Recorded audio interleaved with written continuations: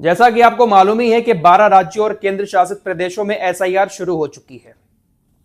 SIR क्या है इसके बारे में अब आपको बताने की जरूरत नहीं है, आप सभी लोग अच्छे से एसआईआर के बारे में जान चुके हैं। आपके एरिया के बीएलओ आपके घर आए होंगे, आपको भी इस तरह का एक फॉर्म दिया होगा। अगर नहीं दिया है तो आने वाले कुछ दिनों में आपके घर आपके बीएलओ साहब आकर आपको इस तरह के 2 फॉर्म देंगे।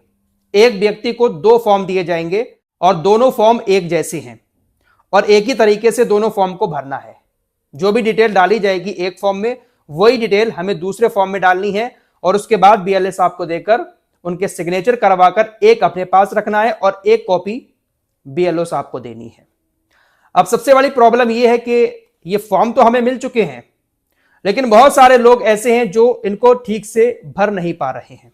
गांव एरिया में तो लोग एक दूसरे के पास भाग रहे हैं कि इसमें क्या डिटेल देनी है, कौन कौन से डॉक्यूमेंट्स इसमें लगाए जाएंगे, कौन कौन से डॉक्यूमेंट्स की डिटेल इसमें भरी जाएगी। वैसे तो ये फॉर्म बहुत आसान है, बहुत आराम से आप इसको अपने घर पर भर सकते हैं, लेकिन फिर भी लोग काफी ज्यादा परेशान हो रहे हैं। तो आइए मैं आपको बहुत आसान तरीके से इस फॉर्म को भरना बताता हूं, कैसे भरा जाएगा। आपको भी किसी की जरूरत नहीं पड़ेगी। आपके घर अगर बीएलओ साहब फॉर्म लेकर आएंगे, आप खुद ही अपने घर पर इसको बहुत आराम से भर सकते हैं, जो तरीका मैं आप लोगों को बता रहा हूं। इस फॉर्म को भरने से पहले आपको 2003 की एसआईआर यानी 2003 की वोटर लिस्ट निकलवानी पड़ेगी। वोटर लिस्ट का जो पहला पेज होगा जिसमें सारी डिटेल दी होगी, आपकी विधानसभा क्या है, आपका जिला क्या है, तो वो पेज आपको निकलवाना है और आपका नाम जिस पेज नंबर पर है वोटर लिस्ट में, वो पेज आपको जरूर निकलवाना है। वो कैसा होगा मैं आपको अभी आगे दिखा रहा हूं। और ये 2003 की वोटर लिस्ट आपको कहां से मिलेगी? आपके बीएलओ साहब जो आएंगे उनके पास ही होगी। पहली चीज, आप उनसे लेकर फटाक से उसकी फोटोकॉपी करवा लें। अगर बीएलओ साहब के पास नहीं है और बीएलओ साहब आपको नहीं दे रहे हैं, तो एक लिंक मैं डाल रहा हूं डिस्क्रिप्शन में और कमेंट बॉक्स में। पहला कमेंट है, उसमें एक लिंक होगा, उस लिंक पर आप क्लिक करके पहले आप अपने डिस्ट्रिक्ट का नाम डालें, उसके बाद आपका जो विधानसभा है उसका नाम डालें। सर्च करेंगे, पूरी लिस्ट आपके सामने आ जाएगी। आपका जो गांव है, आपका जो एरिया है, उसका नाम भी आपको देखने को मिल जाएगा। डाउनलोड के ऑप्शन पर क्लिक करके कैप्चा डाल के डाउनलोड आप वोटर लिस्ट को 2003 की कर सकते हैं। हालांकि ये जो लिंक मैं डाल रहा हूं ये सिर्फ उत्तर प्रदेश के लोगों के लिए है। बाकी लोग अगर डाउनलोड करना चाहते हैं तो इलेक्शन कमीशन की वेबसाइट पर जाकर 2003 की वोटर लिस्ट एसआईआर डाउनलोड कर सकते हैं। उसकी कॉपी निकलवाकर आप अपने पास रखें, उसके बाद ही इस फॉर्म को भरें। एक और जरूरी बात, फॉर्म भरने से पहले आप अपने इस फॉर्म की फोटोकॉपी जरूर करवा लें, क्योंकि अगर यह फॉर्म भरते टाइम गलत हो गया तो आपको दोबारा दूसरा फॉर्म नहीं मिलेगा। क्योंकि ये जो फॉर्म आ रहा है ये हमारे फोटो के साथ आ रहा है। जो हमारा फोटो पुराना वाला वोटर लिस्ट में था उसी फोटो के साथ और हमारे नाम के साथ आ रहा है। अगर यह गलत हो जाता है तो दूसरा फॉर्म आपको नहीं मिल पाएगा। इसलिए इसको भरने से पहले कम से कम 2 फोटोकॉपी जरूर निकलवाकर एक्स्ट्रा रख लें। अगर एक गलत हो जाता है फॉर्म तो हम दूसरे फॉर्म को ठीक से भर सकें। आइए अब मैं आपको इसको भरना सिखाता हूं। भरना कैसे है, कुछ इस तरीके का फॉर्म देखने को मिलेगा। आपकी फोटो जो पुरानी वाली वोटर लिस्ट में थी वो यहां पर देखने को मिलेगी। आपको यहां पर अपनी नई फोटो लगानी है, जो आपने अब खिंचवाई होगी पासपोर्ट साइज फोटो, वो यहां पर लगानी है। आपका नाम और आपकी विधानसभा, आपके क्षेत्र का नाम पहले से ही यहां पर प्रिंट किया हुआ होगा। तो सबसे पहले आपको अपनी यहां पर डेट ऑफ बर्थ लिखनी है, जन्म तिथि। उसके बाद दूसरे ऑप्शन में आपको आधार संख्या लिखनी है। वैसे तो ये ऑप्शनल है, लिखेंगे तब भी सही है, नहीं लिखेंगे तब भी कोई बात नहीं है। तो आप यहां पर अपने आधार नंबर जरूर लिख दें। उसके बाद मोबाइल नंबर डालें अपना। फिर आप अपने पिता का नाम यहां पर डालें। पिता का नाम डालने के बाद अब यहां पर जो कॉलम है इसमें काफी लोग कंफ्यूज हो रहे हैं। पिता अभिभावक का ईपीआईसी संख्या यदि उपलब्ध हो। अब ये ईपिक नंबर क्या है ये जानना बहुत जरूरी है। आपके जो फादर हैं, आपके जो पिताजी हैं, उनको भी इस तरह का एक फॉर्म मिला होगा। तो आप यहां कॉर्नर पर जाकर देखेंगे आप अपने फादर के फॉर्म पर, तो यहां पर ईपीआईसी नंबर उनका लिखा हुआ होगा। अगर यहां पर नंबर नहीं लिखा हुआ है तो आपके वालिद का जो पहचान पत्र है, आपके पिता का जो वोटर आईडी कार्ड है, तो उस वोटर आईडी कार्ड पर ये ईपिक नंबर लिखा होगा। इंग्लिश में ईपिक लिखा जाएगा और ऐसे लिखा होगा ईपीआईसी। तो ये नंबर आपको यहां पर डालना है। पिता अभिभावक का ईपीआईसी नंबर।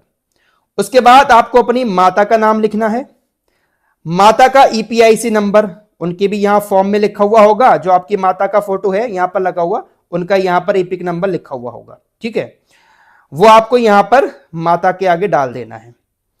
आपकी अगर शादी हो गई है, आपकी बीबी है, तो आप अपनी बीबी का नाम लिखें, या आपके शौहर हैं तो आप अपने शौहर का नाम यहां पर लिखें, हस्बैंड का नाम, और उसका भी ईपिक नंबर यानी ईपीआईसी नंबर जो पहचान पत्र में होगा या फॉर्म में होगा, वो नंबर आप यहां पर डाल दें। ये कॉलम क्लियर हो गया। अब आते हैं इन दो कॉलम पर। सबसे बड़ी कंफ्यूजन इन्हीं दोनों कॉलम में है। अगर आपका नाम 2003 की वोटर लिस्ट में है तो आपको ये वाला कॉलम भरना है, और अगर आपका नाम 2003 की वोटर लिस्ट में नहीं है तो फिर आपको ये वाला कॉलम भरना है। अब पहले बात कर लेते हैं उन लोगों की जिनका नाम 2003 की वोटर लिस्ट में है। तो सबसे पहले यहां पर अपना नाम लिखेंगे, जो आपकी 2003 के वोटर लिस्ट में नाम लिखा हुआ है। उसके बाद वही ईपिक नंबर जो पहचान पत्र नंबर है वो भी आपका वोटर लिस्ट में मिल जाएगा। मैं आपको वोटर लिस्ट एक बार दिखा देता हूं।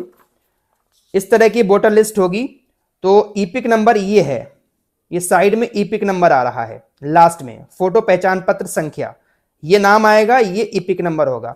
तो 2003 की वोटर लिस्ट में जो ईपिक नंबर आएगा वो आपको यहां पर डाल देना है। अब आता है संबंधी का नाम। इसमें क्या लिखना है?